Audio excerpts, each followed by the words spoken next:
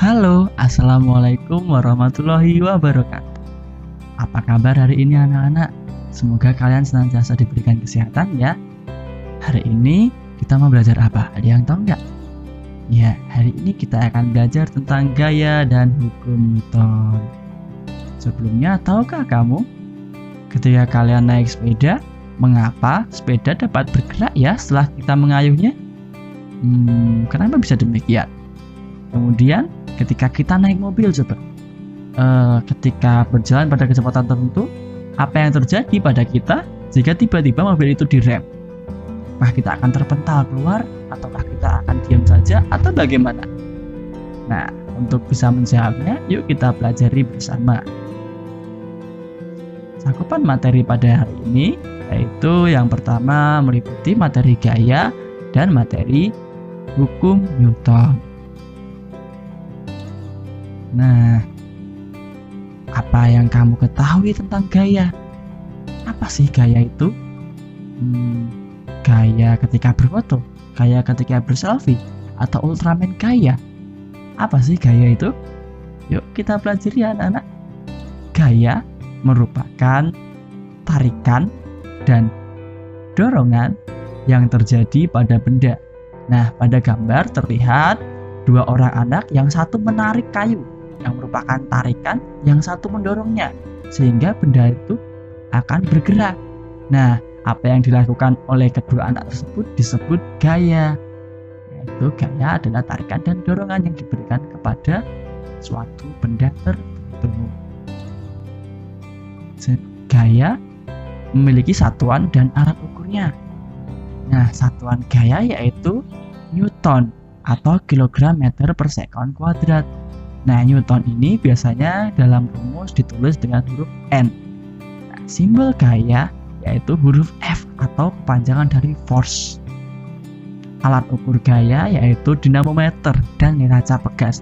Bentuknya seperti ini. Kemudian apa sih pengaruh gaya pada benda? Nah, gaya dapat mengubah posisi benda. Seperti yang terlihat, tadi sepedanya berada di sebelah kiri, sekarang berada di sebelah agak ke kanan.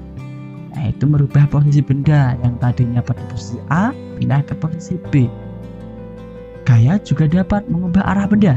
Nah, kita lihat bolanya tadi. Bolanya berpindah arah.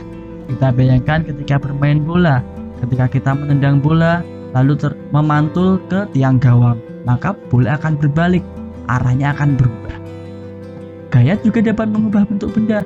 Kita bayangkan misalkan kotak ini berubah menjadi lingkaran. Gaya pun juga dapat mengubah kecepatan benda. Ketika kita di lampu merah, mobil berhenti, kemudian lampu hijau, mobil pun berjalan. Nah, itu kecepatannya berubah. Karena apa? Karena adanya gaya. Nah, jenis-jenis gaya dibedakan menjadi dua. Yang pertama yaitu gaya sentuh. Gaya sentuh merupakan gaya yang terjadi akibat adanya persentuhan antara benda-benda secara langsung. Nah, contohnya apa nih? Contohnya yang pertama yaitu ada gaya otot.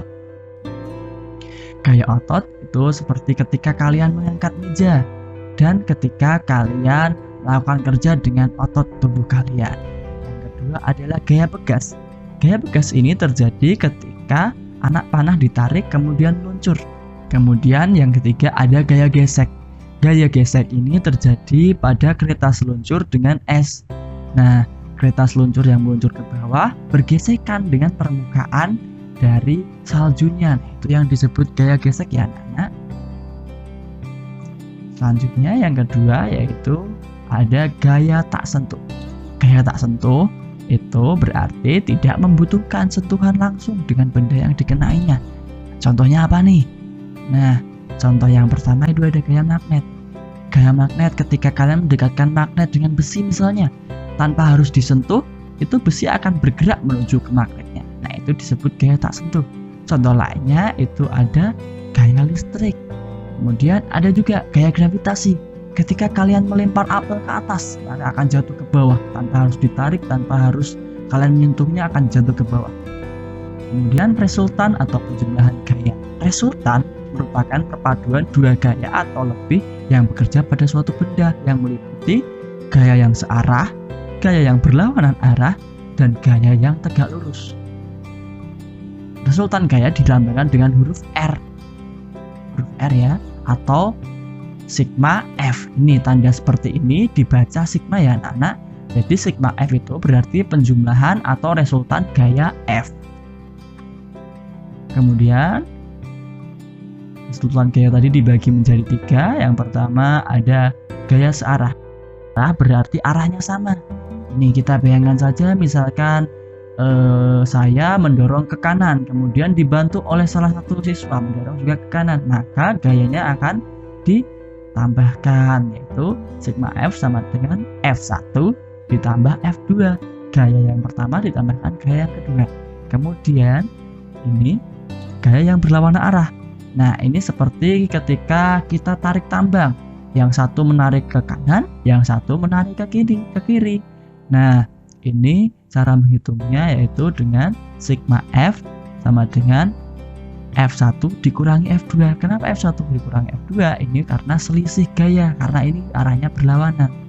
Nah, ingat ya, kalau berlawanan pakai tandanya negatif. Nah, ketika nanti hasilnya positif, maka gayanya atau bendanya bergerak ke sebelah kanan. Ketika nanti hasilnya negatif, maka benda akan bergerak ke sebelah kiri.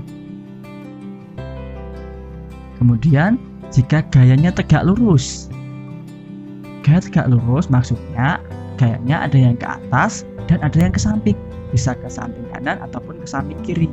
Seperti itu. Gaya yang tegak lurus membentuk sudut 90 derajat. Oleh sebab itu, maka dapat digunakan rumus seperti Pythagoras. Itu seperti ini. Sigma F sama dengan akar dari F1 kuadrat ditambah F2 kuadrat. Oke, kita lanjutkan. Selanjutnya kita masuk ke hukum Newton. Hukum Newton dibedakan menjadi 3. Yang pertama yaitu ada hukum Newton 1 atau lebih dikenal dengan hukum kelembaman. Kelembaman itu apa ya? Nah, itu ciri-cirinya adalah sigma F sama dengan 0. Nah, kemudian ada hukum Newton 2, merupakan hukum yang membahas kaitan antara gaya atau F, massa atau M, dan percepatan atau A dengan rumus sigma F sama dengan M kali A. Kemudian yang ketiga ada hukum Newton 3 atau lebih dikenal dengan hukum aksi reaksi, yaitu dimana rumusnya adalah F aksi sama dengan min F reaksi. Nah, saatnya kita bahas lebih dalam satu persatu ya anak-anak. Kita mulai dari hukum Newton 1. Hukum Newton 1 terjadi ketika kita naik mobil. Contohnya, ketika mobil yang semula diam tiba-tiba digas secara mendadak, kita akan terpental ke belakang. Hal ini kenapa bisa terjadi? Nah, hal ini karena adanya kelembaman atau hukum Newton 1, yaitu jika resultan gaya yang bekerja pada benda sama dengan 0, resultan sigma F sama dengan 0, maka benda yang mula-mula diam akan tetap diam, dan benda yang mula-mula bergerak lurus akan tetap bergerak lurus. Kelembaman itu adalah kita mempertahankan posisi awalnya. Ketika awalnya posisinya diam, tiba-tiba digas, kita akan tetap terpental ke belakang. Kemudian contoh penerapan dari hukum Newton 1 adalah ketika kita naik mobil, terus kita tiba-tiba berbelok ke kanan, maka kita akan terpental ke kiri. Begitu juga ketika kita menarik kertas yang di atasnya ada benda, misalkan ada benda kecil penghapus atau ada gelas, kita tarik secara cepat, gitu. Nah, maka nanti gelas ataupun benda di atas kertas itu akan diam saja, tidak akan bergerak, tapi kertasnya kita bergerak seperti itu. Nah, itu bisa dicoba, tapi hati-hati ya ketika mencoba di rumah. Nanti kalau gelasnya pecah, pakai yang lainnya yang tidak mudah pecah ya. Kemudian hukum Newton 2. Hukum Newton 2 berbunyi percepatan yang ditimbulkan oleh gaya yang bekerja berbanding lurus dengan besar gayanya dan berbanding terbalik dengan massa bendanya. Maksudnya berbanding lurus gimana sih? Nah, percepatan yang ditimbulkan oleh gaya bekerja berbanding lurus. Nah, percepatannya berbanding lurus dengan gaya. Nah, ini karena sama-sama di atas, jadi berbanding lurus. Dan berbanding terbalik dengan massa benda. Hal ini berarti ketika kita memberikan gaya yang besar terhadap suatu benda, maka percepatannya akan semakin besar. Begitupun ketika suatu benda dengan gaya yang sama, kita tambahin bebannya, kita tambahin misalkan beban beras dan sebagainya, ataupun beban yang lain, maka percepatannya akan semakin berkurang, seperti itu. Nah, mobil akan berjalan kencang. Semakin besar gaya yang kita kerahkan ketika kita menarik mobil mainan itu, maka yang percepatannya pun akan semakin besar. Tetapi ketika nanti di mobil mainan itu kita tambahin beban, nah apa yang terjadi? Mobilnya akan semakin lambat. Nah, maka semakin besar beban ditambahkan, maka semakin kecil pula percepatannya, seperti itu. Jadi diingat-ingat ya anak-anak, hukum Newton 2 adalah hubungan antara gaya, percepatan, dan massa. Kemudian yang ketiga ada hukum Newton 3. Hukum Newton 3 merupakan hukum aksi reaksi yang berbunyi bahwa jika benda pertama memberikan gaya pada benda kedua, maka benda kedua akan memberikan gaya yang besarnya sama, tetapi arahnya berlawanan. Hal ini contohnya ketika kita tarik tambang dan terjadi seimbang antara kanan dan kiri. Yang satu memberikan gaya ke kanan, yang satu memberikan gaya ke kiri. Nah, ini gaya yang diberikan sama, aksinya ke sana, reaksinya ke sana. Nah, ini kenapa negatif? Karena arahnya berlawanan, ada yang ke kanan dan ada yang ke kiri anak-anak. Diingat ya anak-anak. Contoh penerapan dalam kehidupan sehari-hari adalah ketika burung mengepakkan sayap, kemudian ketika kita mendayung perahu, dan ketika kita berenang di kolam renang. Nah, saat burung mengepakkan sayap burung yang bergerak ke belakang menyebabkan gaya reaksi dari udara ke sayap burung. Nih, jadi ketika burung mengepakkan ke bawah, nah ada gaya angkat ke atas sehingga burung akan bisa terbang. Itu yang disebut aksi reaksi. Aksinya adalah mengepakkan sayap ke bawah, reaksinya adalah burung dapat terangkat ke atas. Contoh yang lainnya yaitu ketika kita mendayung perahu. Ketika kita mendayung ke depan atau kita mendayung ke belakang, arahnya akan berlawanan. Yaitu di sini coba lihat, orangnya mengarah ke belakang, dia mendayung ke arah belakang, maka si kapal ini akan bergerak ke arah depan karena adanya reaksi dari air laut. Nah, begitupun ketika kita berenang. Ketika kita mendorong di tembok ini, dilihat ya. Nah, orangnya akan bergerak ke arah kanan. Itu karena ketika kita mendorong ke arah kiri, tembok akan memberikan reaksi ke arah kanan, gaya ke arah kanan, sehingga kita akan bergerak ke arah kanan. Nah, sekarang kita beralih ke contoh soal. Coba dilihat contoh soalnya yang pertama. Ketika kereta didorong dengan gaya 200 Newton, jika massa kubus 40 kg, hitunglah berapa percepatannya ya. Nah, kita cari dulu apa yang diketahui, yaitu sigma F. Sigma F-nya berapa? 200 Newton. Masanya berapa? 40 kg. Maka kita hitung anak-anak. A-nya, ditanyakan A-nya. A sama dengan apa rumusnya? Ketika sigma F sama dengan M kali A, nah ketika kita cari A, A-nya pindah ke kanan.